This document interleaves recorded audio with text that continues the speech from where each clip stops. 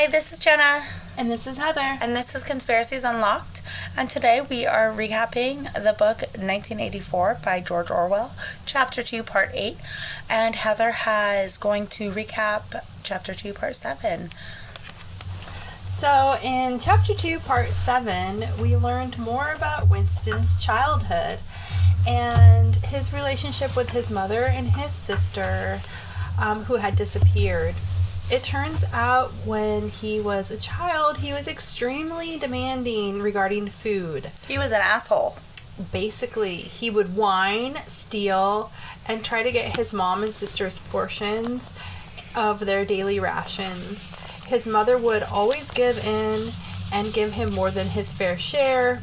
On occasions, he would actually steal food from his baby sister's hands. He literally stole candy from a baby. Yes. She was about 2 or 3 years old. And Wasn't she only like 1? Yeah, she was definitely still on the tit. She was, and he was about 10. I thought he was 12. It says 10 to 12 years old. Okay. We don't know exactly the Either way, ages. he was an asshole. And so we did learn that he ran off in shame during one of these episodes. And when he returned, his mother and his sister were gone, vanished, without a trace. They did not take any of their belongings, not even their jackets. And to this day, he doesn't know what happened to them. Never to be seen again. There's some theories about possibly his sister was sent to a reclamation center, basically like an orphanage. Maybe left somewhere to die because she was always so sickly, or maybe a work camp, and it's thought that his mom probably went to a work camp. Julia, of course, we learned more about her, and Jenna will let you know all about Julia. So Winston was confiding in Julia all this information, and all I have for my notes for the recap of Part 7 is basically we learned that Julia is a selfish, careless bitch that doesn't give a shit about anything unless it directly affects her. Winston and Julia's morals do not align. While Winston was a selfish little asshole, he did pull himself together and grow up, while Julia is still a selfish little bitch. Basically. That's about it. Yeah. Not to be too blunt. No. I don't think I could be any more blunt, but yep. It's very accurate. The way that the book depicts her is exactly that. She's very selfish. She's been that way since the beginning. Yeah. So now we're on to chapter 8. And this was so confusing to me because the first thing that they say is they had done it at last. And I'm all, what the fuck did they do? I know, I'm like, they've already had sex. What are they doing? What happened? Did they do a murder-suicide thing? They just decided to kill themselves together? I was so confused at first. So, we find out that they were standing in O'Brien's house because remember a few chapters or parts ago, O'Brien had contacted Winston and had told him how great his news speak was. His articles for the record department, or not record department, but for the changing the articles and whatever. It is a record department. Yeah, he works for the record department. I didn't think he worked for the I thought the girl Julia worked for the record department. Now I'm confused. Julia is the one that works in the record department. Yeah, she writes the books and stuff, and the novels, the smut novels, and is in the news department. Yeah. He's in the newspeak department. That's what it is. Yeah, so he is in charge of articles, media, changing, altering whatever they need altered. Yeah. So, anyways, So O'Brien had contacted him and had said, I have a new updated edition of the dictionary. And so he had invited Winston to his house to pick it up. Well, Winston brought Julia for some reason. Yeah, I was really shocked when I saw her name that they arrived together, because I was thinking, wow, that's pretty bold. Ballsy. That's bold. That's fucking ballsy. And I'm like, what the fuck? Winston, supposed to be party of one, not fucking bring your girlfriend to work day. Like, what are you doing on your secret mission day? Like, what are you doing? That could totally, whatever. That could totally, like, just that fuck everything. Went so sideways for him. It could have gone so bad. So then they're standing there, and all of a sudden, they notice that O'Brien's telescreen is turned really low, and his house is super nice, and he has, it was just very spacious. It smelled of good food, good tobacco. There was white-jacketed servants and elevators that worked. Mm-hmm. Creamy white long hallways. Oh, the hallways, though. Uh-huh. The hallways. Yeah. I tripped out because Winston said the hallways looked like no one had ever touched them. No grime and nothing. Yeah, no grease, no dust, no bullshit. It's like a house like we have now. Like, it was very nice. Yeah, it was super nice. And I'm just like Dorothy, we're not in Kansas anymore. Winston, we're not in the ghetto anymore. But that's not even the ghetto. That's like where Winston normal. is from. Winston is from like middle class, mm-hmm. because the other people, the perils, are the lower ghetto, class, lower class. But it's almost like they're getting a little taste of what it's like for the upper of the 1%. Yeah. So O'Brien was doing his work and talking into the speak, right? And did I skip ahead? I feel like I skipped ahead. I'm sorry. Did I skip ahead? No, I mean, basically you're right on track where I was also following along. It just described what you had stated about what the house looked like and everything. Oh, yeah, here it is. No, I got it here. I need to highlight like you do. So the telescreen that he was reading off of was items 1,5,7 approved full wise stop suggestion contained item 6 double plus ridiculous virgin crime think cancel stop unproceed construction wise anti getting plus full estimates machinery overhead stop and message. So I translated that into like our own terminology, and so it says, in translation to like not newspeak but like American English of today, yeah, items 1, 5, and 7 approved fully he's suggesting that item 6 is really, really ridiculous and on the verge of thinking of doing a crime. Construction is coming along, many extra machines. They're gonna have many extra machine like in the plentiful department. Yeah. So that's what I got. That was like my translation. I don't know if I'm right because I'm not fluent in newspeak, but I feel like I am pretty fluent. I did not translate any of that. I just highlighted it, so it sounds great to me. So then so Winston is still like terrified, and he starts to get embarrassed because he's like, what if it was a mistake? What if he's there and like O'Brien's not even a political conspirator? Maybe he like read everything wrong, because all he's basing this off of is one random look 4 months ago in a 2 minute of hate, and him saying, hey, I like your shit, hey, come over and I have a new copy of the dictionary. That's it. There's nothing else to go off of. But and he's basing everything off of this and bringing Julia. Yeah, but even when we got to that part earlier and we discussed it, we both were like, bullshit on it's just about the Newspeak dictionary. Like, there's something more. So I think that he was pretty confident, obviously, that he brought her, that O'Brien was, you know, who he thought he was, because he wouldn't have brought her. Yeah, for sure. Yeah. I mean, yeah, but still, like, you know, when you're in those moments and you second guess everything, like, maybe I read this wrong. Maybe I read the room wrong. Maybe, and you get that, like, pit stomach, except for him. It's not like, oh, this is going to be embarrassing. This is, oh, I'm going to die now. I'm going to get vaporized now. There it is. Bye. And so is Julia. Yeah. Oops. So. Sorry, babe. Yeah, my bad. I guess I was wrong. So all of a sudden O'Brien turns off his telescreen, and I wrote, you can turn it off? Oh, you can do that? Yeah. I wrote it, and then I read Winston says, you can turn it off? Yeah. And then O'Brien's like, we can turn it off. We have that privilege. Yeah. But only like 30 minutes. Yeah. And so, yeah, we find that out literally like 30 minutes later. Or not 30 minutes later, but we find out in a little bit that, yeah. They can only turn it off for a short while, otherwise it would raise suspicion. But they do have a privilege of turning it off, which I wonder why they are allowed to turn. I guess just they have that privilege. Yeah, they just have that. And to have it down low and everything, because in Winston's house and everywhere else, it's so blaring and just in your ear, and it's just constantly there. So, so they both just kind of stare at each other because nobody wants to talk first. And then O'Brien says, shall I say it or will you? And Winston says, I will say it. That thing is really turned off. Like, he's still stuck on that.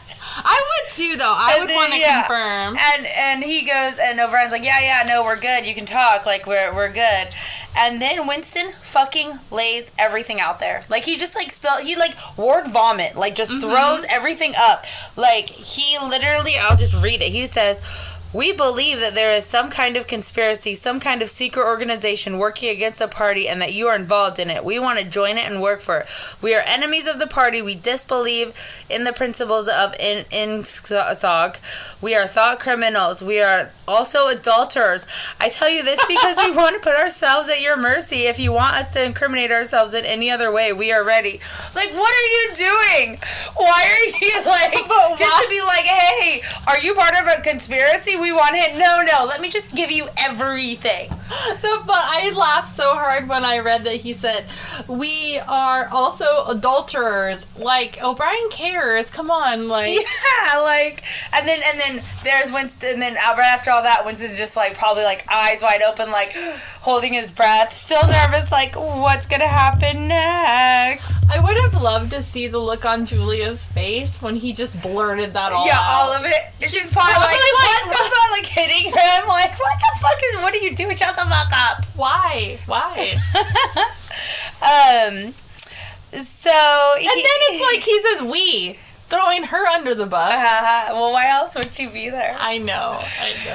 So then we find out that the servant, his name is Martin, and he's one of them. And so O'Brien literally turns to him and goes, hey, we're doing business now, so you're not a servant now, Martin. Come, have a seat. And you know what? Not that it really matters, but he's Chinese. No. I mean, yes. But we find out later that we don't really know what he is because they changed their faces. And O'Brien is Mongolian. Oh, was that it? I thought I thought Martin. Yeah, he's from Mongolia, and then so I was thinking, like, are they from Eurasia then? Because, like, that's Asian countries. Maybe. Yeah. Yeah, we'll find out more. Because are we talking about Eurasian soldiers and stuff? So I'm like, are they, like, is there different branches of their... Well, there's three. There's three of them. There's Eurasia, East Asia. I mean different branches of, like, the party? No, not the party. The Brotherhood. Oh. You know what I mean? Like, so you think that he's part of maybe the a head other one? of, like, the Eurasian one, or, like, if there's different... But there's no head. That's true, yeah. Yeah, we find that out later, too. True. You're getting to a head. Okay. So they had red wine for the first time. Like, Martin brings red wine, and Julia's over there. I just, like, picture it, like, sniffing it, like what is this? Like, I don't understand. And then when they're gonna leave, we gotta get there. Yeah. But she's like, wait a minute. Yeah, so, So apparently the outer party does not get wine, and so that's what O'Brien says, that they don't get wine on the outer party or anything good like that. So, like, literally they never had it. And so O'Brien says for his, like, cheers, like, we should cheers. I think it's fitting that we should begin by drinking a health to our leader, to Emmanuel Goldstein. So there it is. He's the leader, yep. Confirmation right there. And then Winston drank it, and I was just, like, laughing because he's always read about it but never had it. And he thought that it would taste intensely sweet taste like blackberry jam and have this, like, immediate intoxicating effect. And he was like, disappointed. Like, he's like, this shit does not taste good. Well, this is not okay. It also says, too, because, like, he drinks so much gin that the wine to him is just, like, nothing. Because the gin is probably a lot stronger. Oh, yeah. Yeah. So then O'Brien confirmed that Goldstein is not only real, but he's also alive, but he just doesn't know where he is. And then they find out that the Brotherhood is real. And this is when O'Brien says that they only have 20 minutes to talk. Inter-party members can only have their telescreens turned off for 20 minutes or 30 minutes at the most. So O'Brien asks them, what are you prepared to do? And Winston answers with anything that we are capable of. And O'Brien is more paying attention to Winston and talking to Winston and is facing Winston and kind of just ignores Julia, which I think kind of shows that, like, women don't really have...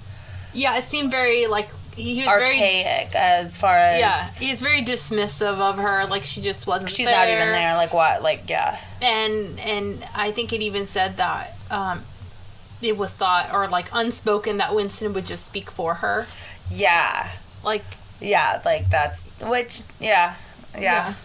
So, I mean, he did invite Winston there, and that is her guest, so that kind of makes sense, too. Yeah, because he didn't even invite Julia, so he could be thinking, like, why am I even going to talk to her? I didn't invite her. We don't even know who she is. This having nothing to do with you. Yeah. You know? Like, I invited Winston. So then O'Brien asked, like, a laundry list of questions, one at a time, and Winston answers yes to everything. So it's, you are prepared to give your lives.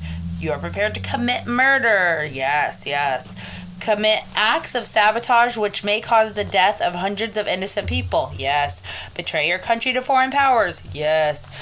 You are prepared to cheat, to forge, to blackmail, to corrupt the minds of children, to distribute habit-forming drugs, to encourage prostitution, to disseminate venereal diseases, to do anything which is likely to cause demoralization and weaken the power of the party. Yes. If for example, it would somehow serve our interest to throw sulfuric acid in a children's face. Are you prepared to do that? Yes. I wrote, what the fuck? I did too. One. What the fuck? Acid in a kid's face? What the fuck? Like, everything else, I'm like, okay. Yeah. Even, I didn't even write, like, what the fuck to, like, the murder. Habit-forming drugs, because I feel like that's already happening. But, like, to actually throw something on someone's face, like, that's pretty harsh. And then you're prepared to lose your identity and live out the rest of your life as a waiter or a dock worker. Yes. You're prepared to commit suicide if and when we order you to do so. Yes. And then the only no answer is you are prepared, the two of you, to separate and never see one another again. And this is when Julia's like, no. Yeah. And then Winston sits there and thinks for a while. He's like, well, I guess. Well, she said no. Yeah, no, we can't separate. I better say no, too. Yeah, finally he said no, and O'Brien was like, you did well to tell me it is necessary for us to know everything. So that was kind of cool that he is like, okay, well, now we know, like... He wants to know what the limits are. Yeah, and if that's it, then that's when the question stopped. Yeah. But, you know, they won't leave each other, but they commit suicide and murder and everything else. Probably have to end up murdering each other. So, I don't know, it was just weird. And I feel like that's almost what's, like, going on now. Like, innocent people are dying at the hands of extremists or governments, like, across the world. Not just, like, not just talking about, like, just here or there, anywhere in particular, just in general. There's so many extremists. Oh, my gosh, extremists.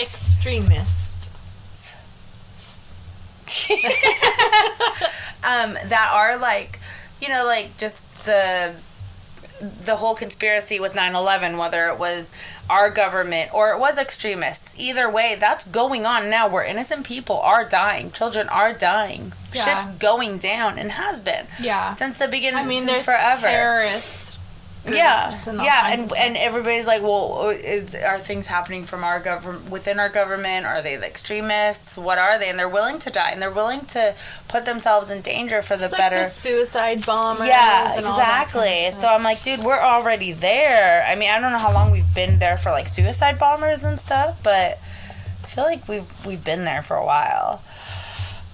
So I think. So then I'm stuck. No, that's okay. I know you got on the extremists. Yeah. I can't say S's. I have a lisp. But after they said no and they both agreed no, that's when O'Brien started talking about how they can change your identity physically. He actually turned towards Julia and added in a voice that was somewhat expressive. Expressive. He said, "Do you understand that even if he survives, meaning Winston, it will be as a different person? We may be obligated to give him a new identity. His face, his movements, the shape of his hands, the color of his hair, even his voice would be different. And you yourself might become a different person. Our surgeons can alter people beyond recognition. Sometimes it is necessary. Sometimes we even amputate a limb." That is insane. So I highlighted that and underlined that, and I wrote "wow" on the side. Yeah, that whoa. is so gnarly. And then Julia murmurs something that must be like, okay, because her face went like pale white, like she's just like, what the fuck? But I get like, we're here this far. Like, what are they? Now they're gonna vaporize us if I say no. I'm in too deep now, no matter what. So she murmurs something. Yeah. And then he goes, O'Brien says, good, then it's settled. And there was a silver box of cigarettes on the table, so they had like a celebratory cigarette.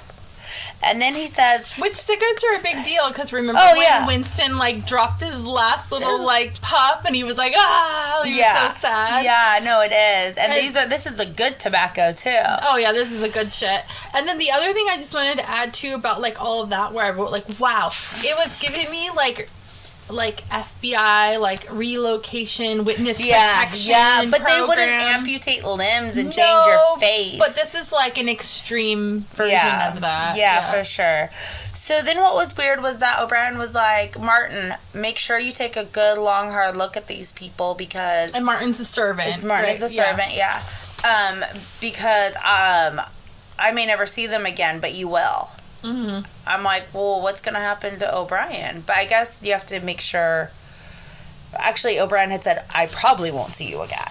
Yeah, I think it's because he probably just doesn't want to associate with them now that they're going to be part of everything, because once they're part of it, it's like, you're in, now don't talk to me. Yeah, they're going to have their own little missions. Yeah, I think so too. Yeah, that makes sense. So then he says that he's gonna, that they're gonna be fighting in the dark, always be in the dark, never know what's gonna happen. You'll receive orders, you'll have to obey them without knowing why. You'll never know what happens because of what you do. You'll never see the results. Mm-hmm. And that you won't even be able to recognize each other. You'll only have 3 to 4 contacts. And every so often they'll be renewed. The contacts will be different. Yeah. So right now it's gonna be Martin and O'Brien, but O'Brien's gonna excuse himself, and then it'll be Martin, and that's who he'll get orders from. And then that'll probably change after a little while. That'll change, and then don't forget the book. Yeah. He's gonna give him the book. Yeah. So he said that. So O'Brien said that they will get orders every so often, like I said, and after a while they'll get a book about the Brotherhood, and then after that, that's when they become full members. After they read the book. Yeah. And it's Goldstein's book, right? Yeah, it's Goldstein's book, sorry. Yeah, it's just pretty much what I think it is. It's a manual about what to do. And so, and the book keeps getting snatched up and from... the thought police and stuff, they keep getting it and destroying all the copies, so there's only a handful of copies out there. And this brotherhood is such a secret that, so that way he can't snitch when he gets caught. Because they're like, when you get caught, not if. When you get caught, you won't know anything.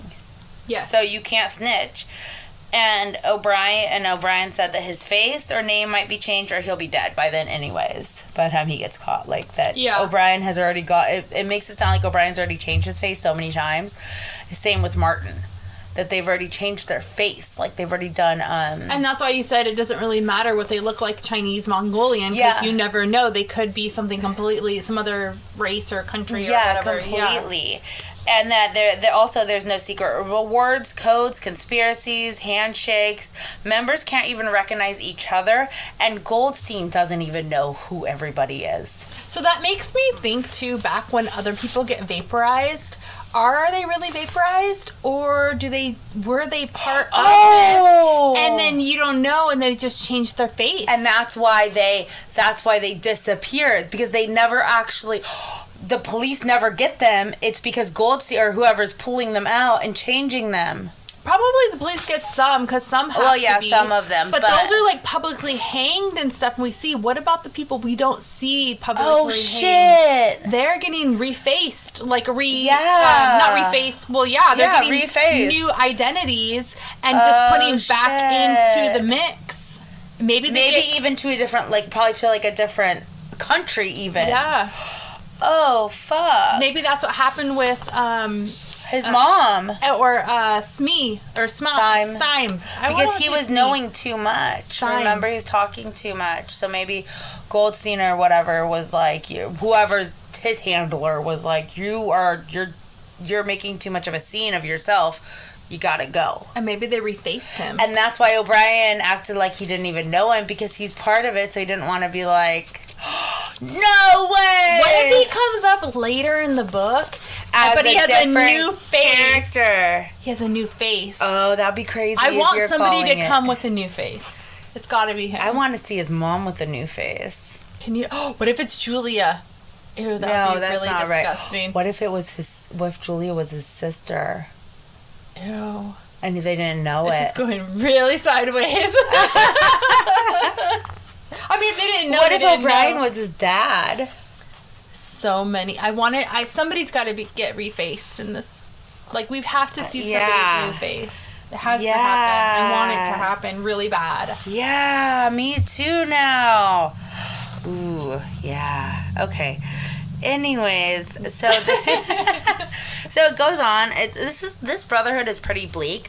So it goes on to say that you will get no comradeship, no encouragement. When you're finally caught, you'll get no help. They never help their members. There's no hope. There's no anything. There's no and there won't even be a change in their lifetime. This could take 1,000 years for what they're working towards. Well, he did talk about the razor, though, so that's the only way they could help. Yeah, so they could sneak you in a razor to get rid of somebody who's talking too much on your own fucking side. No, I took it as, like, if you get arrested, they'll sneak you a razor so you can commit suicide before you have to give anything up. Oh, really? That's how you took that? Yeah. No shit. I took it as, like, they said that you would be in prison. It says, when it is absolutely necessary that someone should be silenced, we are occasionally able to smuggle a razor blade into a prisoner's cell. You will have to get used to living with it without results and without hope. Oh, okay. Well, maybe I read into that wrong, but you could take that either way. Yeah, they can smuggle you a razor, and because you need to be silenced. Because he did say, "Are you willing to commit suicide?" And then that's when I saw the razor blade, and I took it as like, you would just off yourself. But I guess it could go either way. You could off yourself if you need to, or you can kill the guy in the cell next to you. Yeah, and it was actually O'Brien who said it's almost time for you to leave, comrade. And then he said to Julia, and then he also said, wait, the decanter is still half full. So O'Brien filled the glasses. Mm-hmm. So it wasn't Julia being like, wait, it's still, like, we need more. It was actually O'Brien. Yeah. I read it as, like, Julia's like, wait a minute, there's still some wine in there. Like, let me get fucked up first. Yeah. Because she's always so, like, woo! Yeah, she's the fun one. So O'Brien says, what shall we cheers to this time? to the confusion of the thought police, to the death of Big Brother, to humanity, to the future. And Winston says to the past. And then O'Brien said the past is more important, which I thought was interesting, that the past is more important to cheers to. And then he gives Julia a breath mint. So she doesn't, well, it's a white tab. I assume it's a breath mint. Yeah, that's how I took it. Yeah. So that way there'd be no wine smell, because Julia's not allowed to have red wine. Like, where would she procure it from? Mm-hmm. So. And it's probably pretty strong scent, because no one ever has it. So if you have, like, that scent on your breath, it's going to be noticeable. Mm-hmm. Especially, like, in a small space, like the elevator. Yeah. So Julia left first, and then here goes Winston, vomiting all over the place, and told O'Brien about his room above Mr. Charrington's shop that he rents, because he just wants to tell the world everything. Like, what are you doing, Winston? But O'Brien has said that he would find them a new, like, better spot, because he said that spot's going to be pretty much burnt out soon. So... yeah, so that's good, because then they'll have a new place they can go to, so. And then he asks about, like, oh, do you carry a briefcase? And Winston says, yeah. And O'Brien's like, well, what's that like? And he goes, black, very shabby with two straps. And then O'Brien says, black, two straps, very shabby. Good. One day in the fairly near future, I cannot give a date, one of the messages among your morning's work will contain a misprinted word, and you will have to ask for a repeat. On the following day, you will go to work without your briefcase. At some time during the day in the street, a man will touch you on the arm and say, I think you have dropped your briefcase. The one he gives you will contain a copy of Goldstein's book. You will return it within 14 days. That is so complicated and in-depth. I mean, it's a really good plan, though. Yeah, but it's just so, like, you could get it in a month from now, in a year from now, who knows? Mm-hmm. But he doesn't give, maybe the directions will be in the briefcase, but how to get the book back in 14 days. Yeah, there'll probably be some kind of instructions in the book after you read it, because if it's like a manual, maybe at the end it gives instructions on who to pass it to next. Yeah. That was kind of what I thought, is maybe they were going to tell them who to give it to next, because if there's few copies, they're just going to pass it along to the next and maybe, person. Yeah, that makes sense. Yeah, I get that. Yeah, probably. It's almost like on 13 Reasons Why, how they keep passing on the tapes. Oh, yeah, they just have to keep, yeah. So then O'Brien says, hey, so we only have like 2 more minutes left, so do you have any last questions you want to ask me, like concerns, like want to talk about anything? And this motherfucker Winston says, did you ever happen to hear an old rhyme that begins, oranges and lemons say the bells of St. Clements? I know. He's so random. And I would have so many questions about all this spy shit that they're going to be doing. Yeah. And, going against the freaking party and anarchy shit they're going to do. And he's like, do you remember this rhyme from when we were little? And O'Brien says, oranges and lemons say the bells of St. Clements. You owe me 3 farthings, say the bells of St. Martin's. When will you pay me, say the bells of Old Bailey. When I grow rich, say the bells of Shoreditch. And Winston's like, you knew the last line. Like, what the fuck? You're about to, like, die. You're giving up your life for this, like, secret mission brotherhood of death. And you just want to know the last line of that fucking... I think it's almost, too, like, you know when you think you try to remember something and you can't remember it, and you can't look it up, or you can't ask anybody.